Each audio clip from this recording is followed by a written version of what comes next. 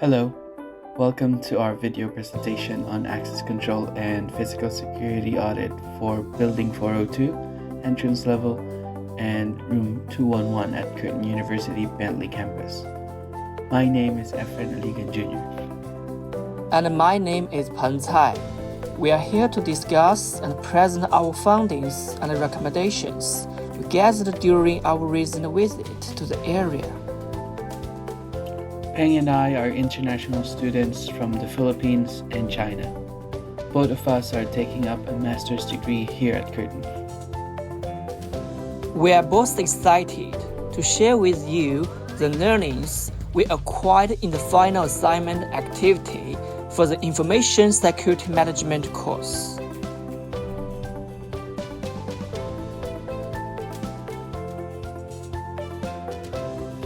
Building 402 in Curtin University Bentley campus is a 48-year-old structure used by the Curtin Business School. It has multiple lecture halls, workshop rooms, and offices that house the talented minds of the Curtin community. Since its establishment, Building 402 has gone through many renovations and improvements in its safety and security and upgrades to learning experiences. Although these technological improvements are necessary and beneficial, they also provide opportunities for cybercriminals to infiltrate and disrupt the learning process conducted in the building. It is necessary for Curtin University to invest in and address any potential vulnerabilities that may interfere with its goal to provide quality education to its students. During our visit, we noticed that Curtin has adopted a defense-in-depth approach to their efforts to secure their internal infrastructure. The building has 4 access doors: the main entrance, back main entrance, side entrance, and back side entrance.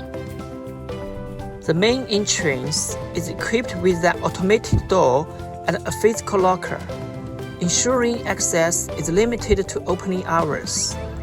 The entrance is designed with handrails and stairs to enhance safety and guide people towards the entrance. Moreover, the glass door not only allows for natural surveillance, but also provides a visual deterrent. Inside the entrance, a camera is installed to monitor activities. A smoke detector enhances fire safety measures, and an emergency door release button ensures life safety in emergency situations. Now, let's move on to the back main entrance. It features a physical locker and a keycard access system, enhanced access control. Additionally, it is equipped with a fire alarm bell and sound, prioritizing life safety in the event of an emergency. Inside the entrance, a camera, a smoke detector, and a fire alarm system are installed to monitor activities and ensure prompt response to potential hazards. An emergency door release button was installed as well to ensure life safety and emergency situations. Moreover, the glass door allows for natural surveillance and visual deterrent. The side entrance also has a Dorma automated door mechanism and a Cardax card reader to authenticate access during off-business hours. The glass door provides natural surveillance and visual deterrent on both of the inside and outside of the building. It is also equipped with an intercom system and 2 CCTV cameras located inside and outside of the building. It is noted that there is a no after-hours access warning sticker on the door panel. Fire and emergency controls such as smoke detectors and emergency exit buttons are also visible in this location to ensure that safety and security to anyone accessing or exiting the building through this section. For the backside entrance, automated glass doors are also installed here to provide natural surveillance and visual deterrent. It also has a Cardax card reader for authentication purposes.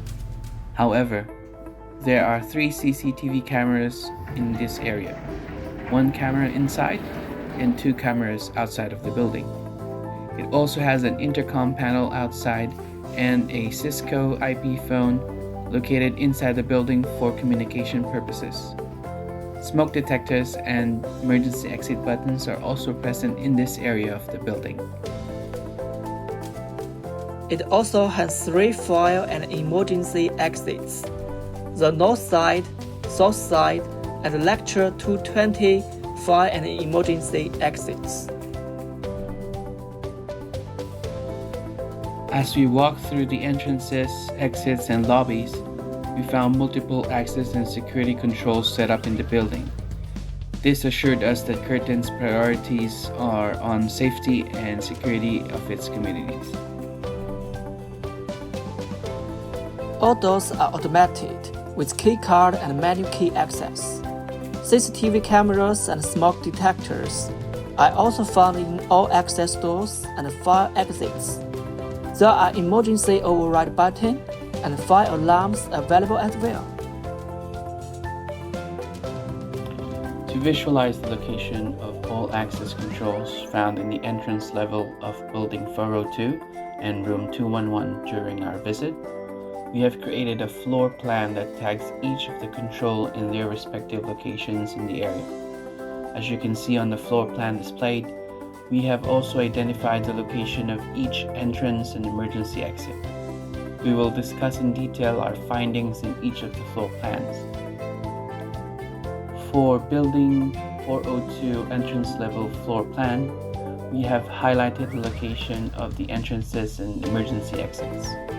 To easily identify them, we have named them the main entrance, back main entrance, side entrance, and back side entrance. We also named the emergency exits as North Fire Exit, South Fire Exit, and Lecture 220 Fire Exit. We also identified 10 CCTV cameras strategically placed at the entrances and exits of the building. Entrances and exits, except for the main entrance, have the Cardax keycard reader on them. This is highlighted on the map as keycard access. There are also intercom systems placed on the side and the backside entrances, and the Lecture 220 fire exit. They are identified as the red box labeled intercom panel. All the access doors have emergency exit buttons located inside the building in case the slide doors have been disabled or do not open automatically. They are tagged as green boxes labeled exit emergency buttons. There are also Cisco IP phones located near the backside entrance and main entrance. There is also an exposed network port where the IP phone is connected to the network. They are highlighted on the map as the phone icon with a violet box labeled Open Network Port. There are multiple fire and safety controls such as smoke detectors, thermal sensitive sprinklers, fire brigade panels, and fire alarm systems strategically located inside and outside of the building. For the Room 211 floor plan, we identified the related technological assets available inside the room. We also identified those that are relevant to the access control and physical security audit. There are 2 CCTV cameras capturing the entire classroom from front to back. There are also overhead cameras located on both of the doors to the room. These are also called the people counter, which checks the visitor trend of the room. We have about 40 student workstations and 1 lecture table inside. There are also 4 65-inch TV displays and 2 85-inch TV displays to provide visual aids. There is an iLecture camera used to record classes and an access point router to provide Wi-Fi connections to private computers. Behind the lecturer's table, there is an open port panel where most of the wires are connected to. Open network ports are located on the ceilings near the device where it's connected to. All other cables are tucked into the floor and walls of the room. Emergency devices such as smoke detectors and emergency lights are also identified. Although Curtin University has performed impressive safety and security countermeasures, we did find a few potential vulnerabilities that could be exploited by attackers. These gaps in security are small but still particularly important to immediately secure it since there are potential points of failure. The first vulnerability is the lack of idle session timeout policy on student workstations in room 211. This means that the computer device would continue to be in a login state even if they are inactive. There is a potential chance where a student could have forgotten to log out of his account, which will enable the perpetrator to utilize the login and access the account or the network easily. As you can see on the video, we tested the idle session of approximately 10 minutes and there was no notification or automation to securely log out of the session during inactivity. We understand that these student accounts would still have limited authorization on them. However, given the opportunity to access one part of the security layer is already an achievement for the cyber criminals and would still open other opportunities for infiltration.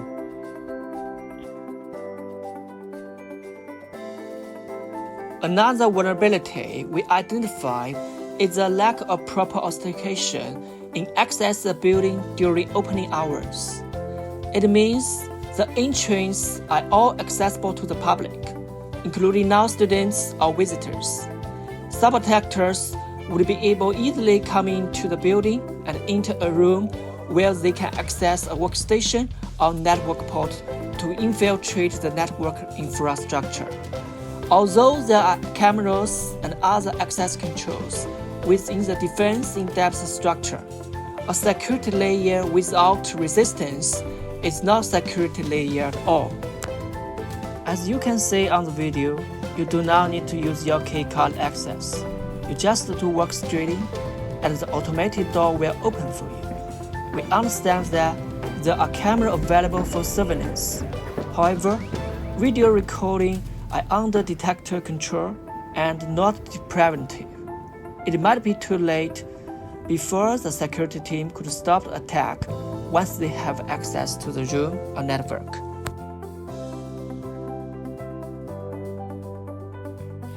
There are multiple ways to achieve idle session timeouts or lock screens. Windows machines have the capability to provide an idle period where the screen and login will be locked from the session. This can then be added as a policy within the Windows images currently being used on the workstations.